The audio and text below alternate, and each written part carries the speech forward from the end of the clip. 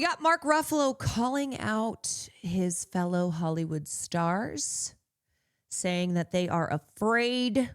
Mark Ruffalo revealed in a new op-ed for the New York Times, co-written with American Economic Liberties Project Research Director Matt Stoller, that many Hollywood stars declined to sign the recent open letter that is fighting to block the Paramount Warner Bros. Merger. The most revealing thing about that letter wasn't the people who signed, it was the people who didn't. Not because they disagreed, because they were afraid. Man, oh man, history really is just always the same. This is the same thing in the 1950s, where people were afraid to speak out against the House Un-American Committee that was targeting their fellow performers and industry professionals, industry members, and people who didn't necessarily agree but were afraid to say anything. Mark Ruffalo has said, there are many reasons to block this deal, but we now believe the most fundamental one is what we encountered when asking artists to use their voices. Fear. A deep, ugly, and pervasive fear of speaking out. The open letter started circulating in April and has since amassed more than 4,000 signatures from Hollywood talent, including actors like Florence Pugh, Pedro Pascal, and Edward Norton, and directors like Yorgos Lanthimos, Sofia Coppola, and Denis Villeneuve. We have heard time and time again from artists when asked to sign this letter that they supported it but were afraid of retribution. Their fear is not unjustified. Ruffalo's op-ed cites two recent examples of blacklisting that occurred in relation to the Paramount and WB merger. When the editorial director of The Ankler, one of the last independent trade magazines who also founded the publication and serves as one of its columnists, was seen at an event carrying a bag of Block the Merger buttons, Paramount reportedly pulled its advertising in response. One of us, Mr. Ruffalo, was suggested as a guest for a CNN discussion of the merger, but a producer later said that the network had decided to pass on the segment and reportedly told the organizers behind the letter, it's a delicate subject for us at CNN, given Warner Brothers Discovery is our parent company, and there are legal considerations around what we can and cannot cover or say while the merger's ongoing.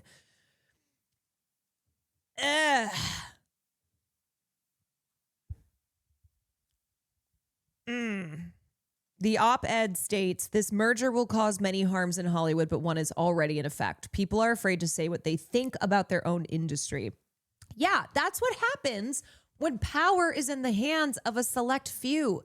And when the select few have made it very clear that they will deal out retribution, that they will blacklist people, that they will destroy lives if you get in their way. If you challenge them, then off you go.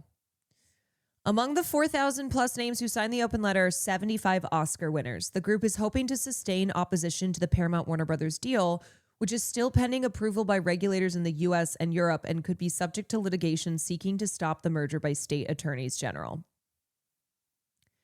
As filmmakers, documentarians, and professionals across the movie and television industry, we write to express our unequivocal opposition to the proposed Paramount Warner Brothers Discovery merger. The letter at blockthemerger.com states in part, this transaction would further consolidate an already concentrated media landscape, reducing competition at a moment when our industries and the audiences we serve can least afford it. Yeah, what kind of free country do we live in when people can't speak freely for fear of losing their jobs because the new boss has way too much power? This will result in fewer jobs, higher costs, less choices for audiences. Alarmingly, this merger would reduce the number of major U.S. film studios to just 4. Ruffalo and Stoller concluded their op-ed by writing, we've seen what happens when monopoly-leaning companies benefit from a fear that silences dissent. But our growing coalition is demonstrating that when we don't get stuck on the sidelines, don't bow down to inevitability, and join together to fight, we can win. Yes, we can. And who knows, if we can defeat the oligarchs trying to seize control of our TV shows and movies, maybe we can do it elsewhere too. If you roll over and let them do this shit, then they're gonna do this shit. They have to be opposed. You have to challenge this, or else you leave the path clear for them. Do not roll over. Farley! Farley, come here.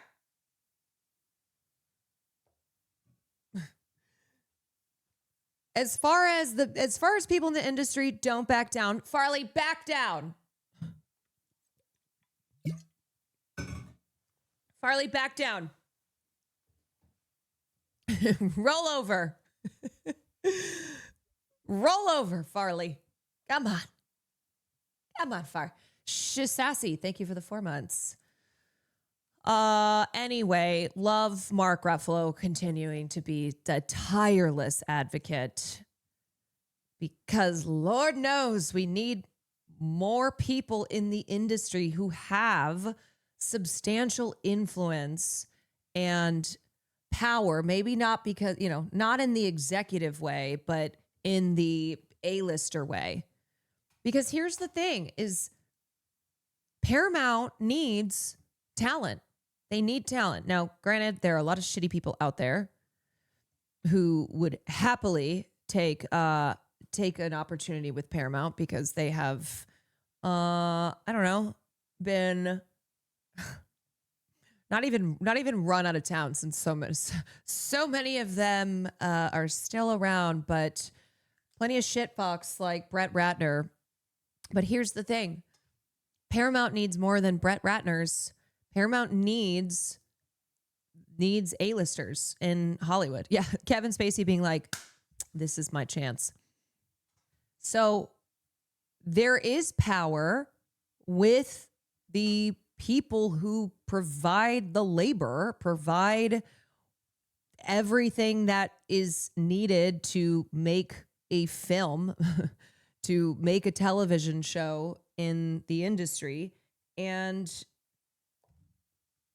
they need to come together collectively, because 4,000 signatures is a lot, but it's not enough. Not when you have, according to Mark Ruffalo, plenty of people who are still too afraid. They don't want to oppose publicly this deal because they're scared that if this goes through, that it will hurt their opportunities. And it's like the whole point is that we're trying to stop this from going through.